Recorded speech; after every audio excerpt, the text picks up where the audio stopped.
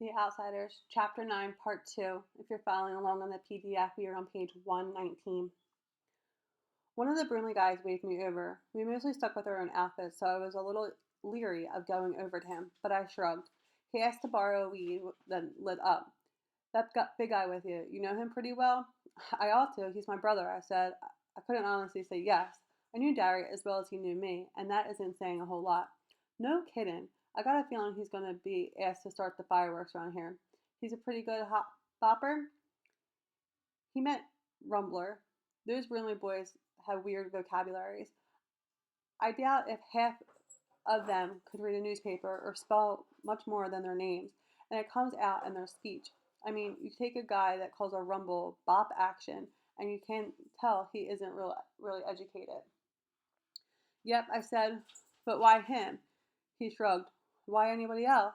I looked over our outfit over. Most greasers don't really have tough builds or anything.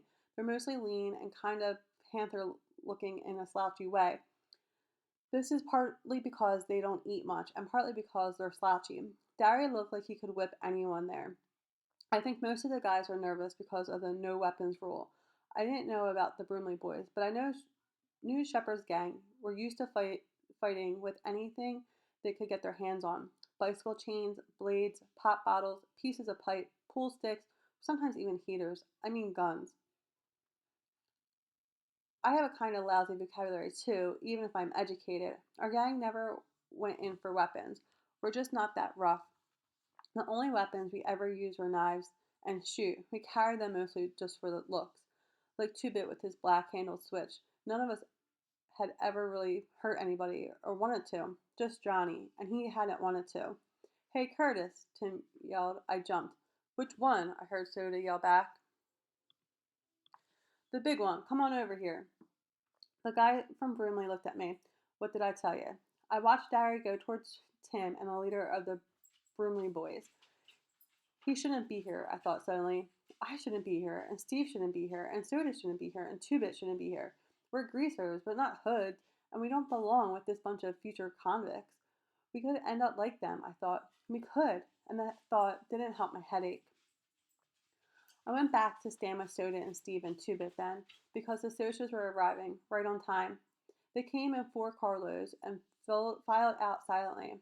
I counted 22 of them. There were 20 of us, so I figured the odds were as even as could get.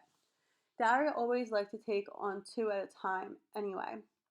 They looked like they were all cut from the same piece of cloth, clean shaven with semi-Beatles haircuts, wearing striped or checkered shirts with light red or tan colored jackets or Madras ski jackets. They could just as easily have been going to the movies as to a rumble. That's why people don't even think to blame the Socs and are always ready to jump up on us. We look hoodie and they look decent. It could be just the other way around. Half of the hoods I know are pretty decent guys underneath all that grease. And from what I've heard, a lot of Socs are just cold-blooded mean, but people really usually go by looks. They lined up silently facing us, and we lined up facing them. I looked for Randy but didn't see him. I hoped he wasn't there. A guy with a Madras shirt stepped up. Let's get the rules straight. Nothing but our fists, and the first to run lose, right? Tim flipped away his beer can. You savvy real good? There was an uneasy silence. Who was going to start it? Derry solved the problem. He stepped forward under the circle of light made by a street lamp. For a minute, everything looked unreal, like a scene out of a J.D. movie or something. Then Derry said, I'll take on anyone. He stood there, tall, broad-shouldered, his muscles taut under his t-shirt and his eyes glittering like ice. For a second, it looked like there wasn't anyone brave enough to take him on. Then there was a slight stir in the faceless mob of Socs, and a husky blond guy stepped forward. He looked at Derry and said quietly, Hello, Darryl. Something flickered behind Daly's eyes, and they were ice again. Hello, Paul. I heard Soda give a kind of squawk, and I realized that the blonde was Paul Holden. He had been the best halfback on Derry's football team at high school, and he and Derry used to buddy it around all the time. He must be a junior in college by now, I thought. He was looking at Derry with the expression I couldn't quite place, but disliked. Contempt? Pity? Hate? All 3? Why? because Diary was standing there representing all of us, and maybe Paul felt only contempt and pity and hate for greasers. Diary hadn't moved a muscle or changed expression, but you could see he hated Paul now. It wasn't only jealousy. Diary had a right to be jealous. He was ashamed to be on our side, ashamed to be seen with the Brunley boys, Shepard's gang, maybe even us. Nobody realized it but me and Soda. It didn't matter to anyone but me and Soda. That's stupid, I thought swiftly. They're both come here to fight, and they're both supposed to be smarter than that. What difference does that side make? Then Paul said, I'll take you, and something like a smile crossed Diary's face. I knew Diary had thought he could take Paul any time, but there was 2 or 3 years ago. What if Paul was better now? I swallowed. Neither one of my brothers had ever been beaten in a fight, but I wasn't exactly itching for someone to break the record. They moved in a circle under the light, counterclockwise, eyeing each other, sizing each other up, maybe remembering old faults and wondering if they were still there. The rest of us waited with mounting tension. I was reminded of Jack London's books, where the wolf pack waits in silence for one of 2 members to go down in a fight. But it was different here. The moment either one swung a punch, the rumble would be on. The silence grew heavier, and I could hear the harsh, heavy breathing of the boys around me. Still, Diary and the Soch walked slowly in a circle. Even I could feel their hatred. They used to be buddies, I thought. They used to be friends, and now they hate each other because one has to work for a living and the other comes from the west side. They shouldn't hate each other. I don't hate the Soches anymore. They shouldn't hate. Hold up, a familiar voice yelled. Hold it. Diary turned to see who it was, and Paul swung, a hard right to the jaw that would have felled anyone but Diary. The rumble was on. Dallas Winston ran to join us. I couldn't find a Soch my size, so I picked the next best size and jumped on him. Dallas was right beside me, already on top of someone. I thought you were in the hospital, I yelled as the Soch knocked me to the ground and I rolled to avoid getting kicked. I was. Daly was having a hard time because his left arm was still in bad shape. I ain't now. How? I managed to ask as the Soch I was fighting leaped on me and we rolled near Daly. Talked the nurse into it with 2-bit switch. Don't you know a rumble ain't a rumble unless I'm in it? I couldn't answer because the Soch who was heavier than I took him for had me pinned and was slugging the sense out of me. I thought dizzily that he was going to knock some of my teeth loose or break my nose or something, and I know I didn't have a chance. But Diary was keeping an eye out for me. He caught the guy by the shoulder and half lifted him up before knocking him 3 feet with a sledgehammer blow. I decided it would be fair for me to help Daly since he couldn't use only one arm.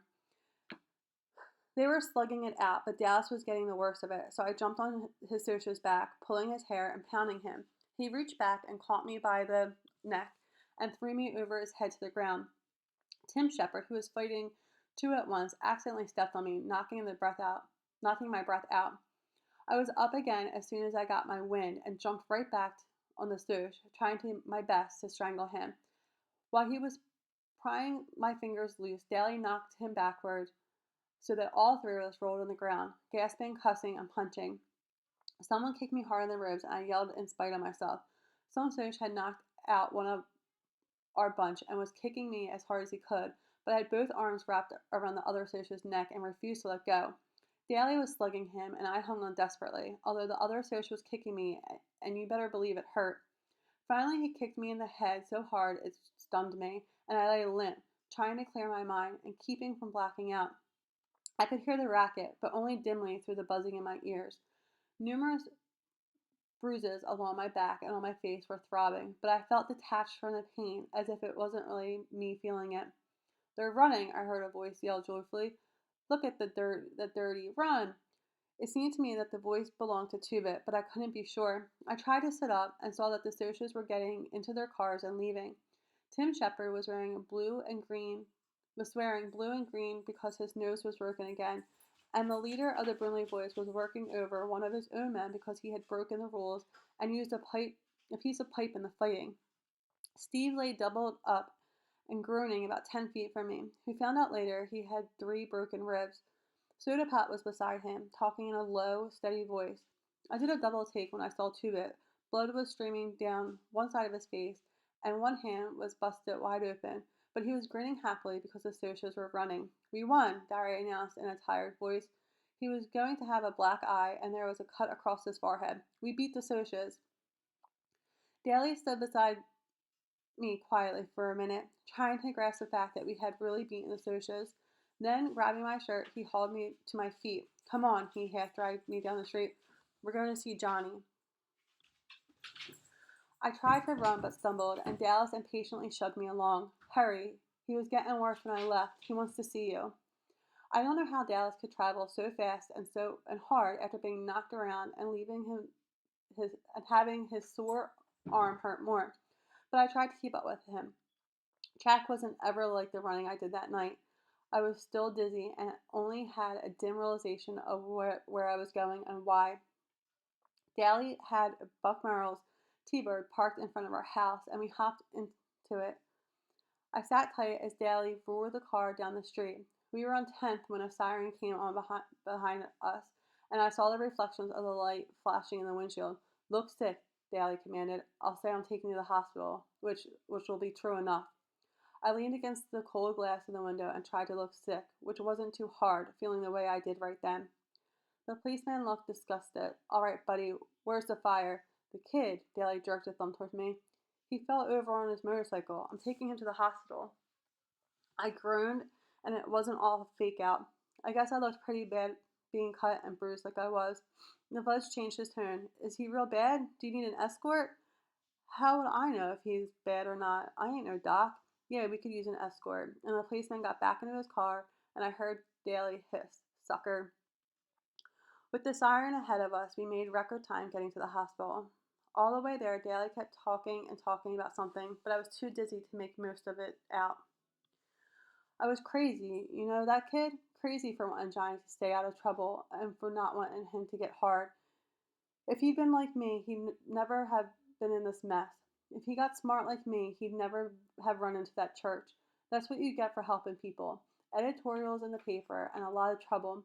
You better wise up, Pony. You get tough like me and you don't get hurt. You look out for yourself and nothing can touch you. He said a lot more stuff, but I didn't get it all. I had a stupid feeling that Daly was out of his mind, the way he kept raving on and on, because Dallas never talked like that. But I think now I would have understood if I hadn't been sick at the time. The cop left us at the hospital as Daly pretended to help me out of the car. The minute the cop was gone, Daly let go of me quick. I almost fell. Hurry. We ran through the lobby and crowded past people into the elevator. Several people yelled at us, I think because we were pretty racked up looking, but Daly had nothing on his mind except Johnny, and I was too mixed up to know anything but that I had to follow Daly. When he finally got to Johnny's room, the doctor stopped us. I'm sorry, boys, but he's dying. We gotta see him, Dallas said, and flicked out 2-bit switchblade. His voice was shaking. We gotta see him, and you give me any static, you'll end up on your own operating table. The doctor didn't bat an eye. You can see him, but it's because you're his friends and because of that knife. Not because of that knife. Daly looked at him for a second, then put the knife back in his pocket. We both went into Johnny's room, standing there for a second, getting our breath back in heavy gulps. It was awful quiet. It was scary quiet. I looked at Johnny. He's very still, and for a moment I thought in agony, he's dead already. We're too late. Daly swallowed, wiping the sweat off his upper lip. Johnny cake, he said in a hoarse voice. Johnny. Johnny stirred weakly, then opened his eyes. Hey, he managed softly. We won, Daly panted. We beat the Socias. We stomped them, chased them out of our territory. Johnny didn't even try to grin at him. Unless fighting's no good, he was awful white. Daly licked his lips nervously. They're still writing editorials about you in the paper, for being a hero and all. He was talking too fast and too calmly. Yeah, they're calling you a hero now, and heroes and all the greasers. We're all proud of you, buddy. Johnny's eyes glowed. Daly was proud of him. That was all Johnny had ever wanted. Pony boy. I barely heard him. I came closer and leaned over to hear what he was going to say. Stay gold, Pony boy. Stay gold. The pillow seemed to sink a little, and Johnny died. You read about people looking peacefully asleep when they're dead, but they don't. Johnny just looked dead. like a candle with the flame gone. I tried to say something, but I couldn't make a sound. Daly swallowed and reached over to push Johnny's hair back. Never could keep that hair back. That's what you get for trying to help people, you little punk. That's what you get. Whirling suddenly, he slammed back against the wall. His face contracted in agony, and sweat steamed down his face. Damn it, Johnny, he begged, slamming one fist against the wall, hammering it to make it obey his will.